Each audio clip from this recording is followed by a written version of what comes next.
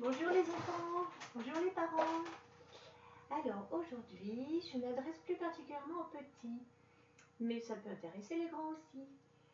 Alors, tout d'abord un petit rappel, pour pouvoir bien tenir un crayon, il faut faire d'abord le chiffre 3 avec ses doigts et les mettre en pince. Coin, coin, coin. Et on met le crayon dans la pince.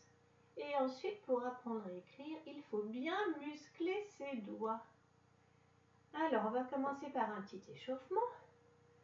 Vous vous rappelez Monsieur Pouce? Toc, toc, toc, Monsieur Pouce, es-tu là? Oh non, non, non, je ne veux pas me lever. Toc, toc, toc, Monsieur Pouce, debout, c'est l'heure. Bon, je me lève. Bonjour maman. Bonjour papa. Bonjour grand frère. Bonjour petite sœur. On en fait une autre? Vous vous rappelez la boîte à outils? Dans la boîte à outils de papa, il y a un marteau qui fait comme ça. Boum, boum, boum, boum, boum, boum. Dans la boîte à outils de maman, il y a une scie qui fait comme ça. Zim, zim, zim, zim, zim, zim. Dans la boîte à outils de papa, il y a un tournevis qui fait comme ça.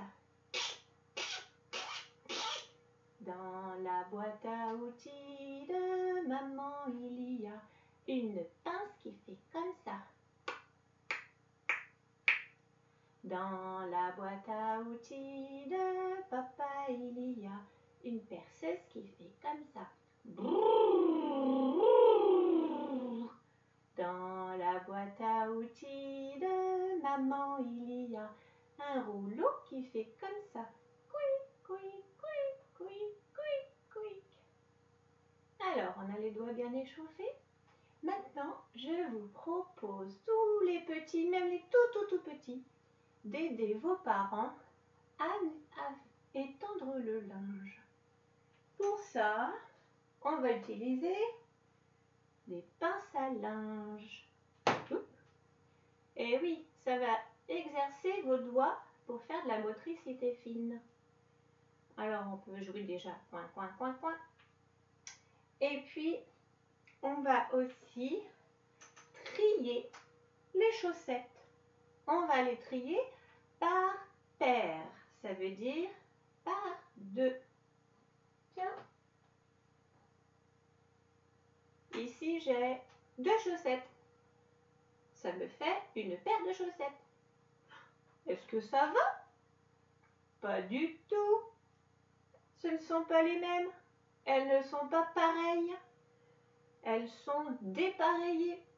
Alors vous les petits, vous allez aider les mamans et les papas qui font la lessive à trier toutes les chaussettes. On va devoir les mettre par paire, mais aussi surtout par paire pareille. D'accord? Une paire de chaussettes, ça veut dire qu'il y a deux chaussettes. Mais attention, ici on a bien une paire de chaussettes, mais elles sont dépareillées. Ça ne va pas du tout, comme dirait le loup. Alors on va trier les chaussettes roses ensemble. On va les accrocher ensemble. Hop. Et ensuite on va les mettre sur l'étendoir. Hop. Oups. De préférence la pince à linge vers le haut. Et on appuie. On trie encore. Est-ce que vous voyez deux chaussettes pareilles? Ah, moi je vois celles-là qui sont faciles. Hop. Je prends des pinces à linge, une pince à linge.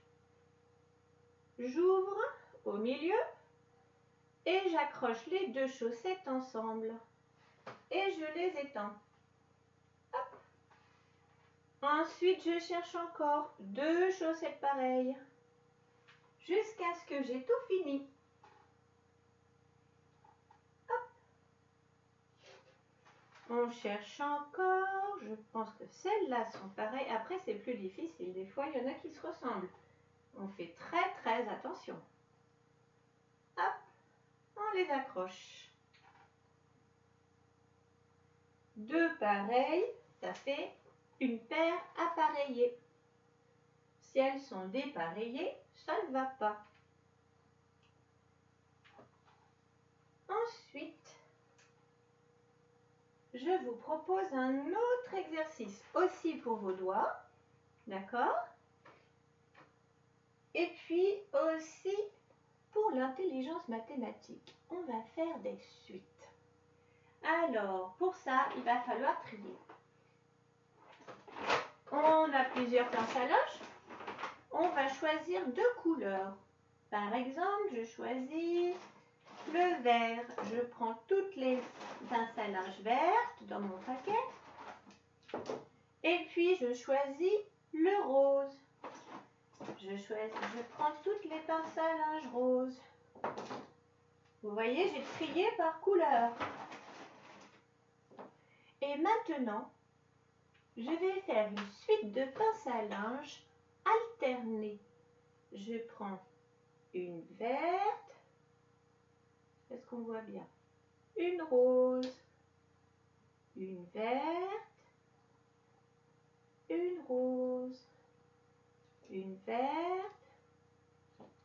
Une rose. Une verte. Une rose. Une verte. Une rose. Une verte. Une rose. Une verte. Il m'en manque une. Une rose. Et donc j'ai fait une alternance de 2 couleurs. Vert, rose, vert, rose, vert, rose, vert, rose, vert, rose, vert, rose, vert, rose. À chaque fois j'ai toujours échangé les couleurs. D'accord? Pour les plus grands, on peut essayer de prendre plus de couleurs.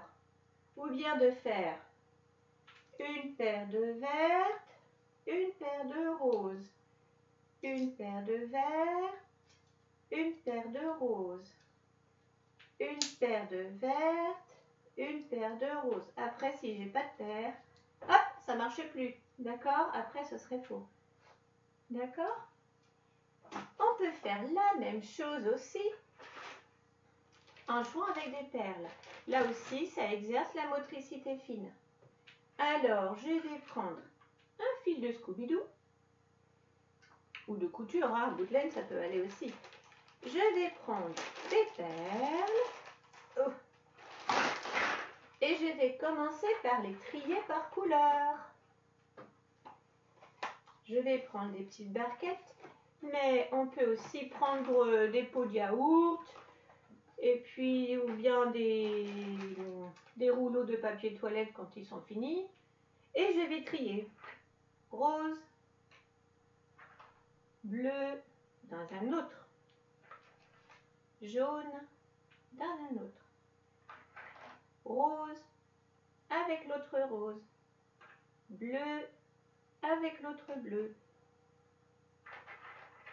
vert dans un autre, orange dans un autre. Les parents, pensez bien à demander aux enfants, vérifier qu'ils connaissent les couleurs. Normalement, les petits en fin d'année, ils doivent connaître les couleurs. Les plus jeunes, c'est pas sûr. Dans ce cas-là, vous leur répétez à chaque fois. Et qu'est-ce qu'il nous manque? Ah, j'ai un turquoise. Donc là, je vais trier les couleurs. Là, normalement, les petits, même s'ils ne connaissent pas le nom des couleurs, ils doivent y arriver. Tous les jaunes ensemble, tous les oranges ensemble, tous les roses ensemble, tous les bleus ensemble, tous les verts ensemble. Alors, tous les turquoises. Voilà. Une fois qu'on a tout trié, on va faire le même exercice que pour les pinces à linge. Alors, attendez, je termine. Bleu et orange. Je vais choisir 2 couleurs et je vais faire un collier où j'alterne les couleurs. Par exemple, je veux faire orange. Tiens, je Je pense particulièrement à Cléo qui adore le orange. Et donc, je vais devoir alterner un orange et un bleu, par exemple. Après, on choisit la couleur. Hein. Et après, on va devoir toujours recommencer. Alors, les grands, vous allez prendre plus de couleurs, mais à chaque fois, vous recommencez. Et les petits, on le fait qu'avec 2 couleurs. Orange, bleu,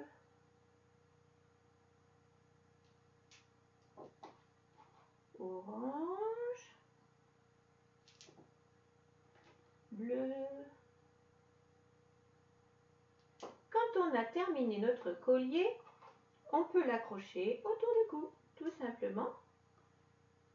Alors là, ça c'était la partie de manipulation. Maintenant, quand on est à l'école, on ne fait pas seulement de la manipulation. Après, on va faire un travail écrit qui va servir plutôt à dessiner ce qu'on a fait. L'exercice aujourd'hui, par rapport aux chaussettes, c'était de trouver les chaussettes qui étaient pareilles. À l'écrit, alors les parents vont dessiner les chaussettes avec des motifs et de l'autre côté des chaussettes sans motif. Et les enfants vont devoir recopier le graphisme. Ici, j'ai fait des points.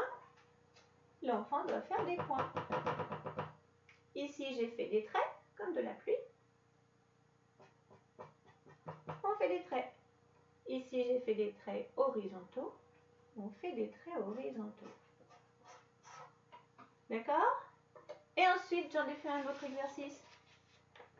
Bon, je ne sais pas super bien dessiner les chaussettes. Hein.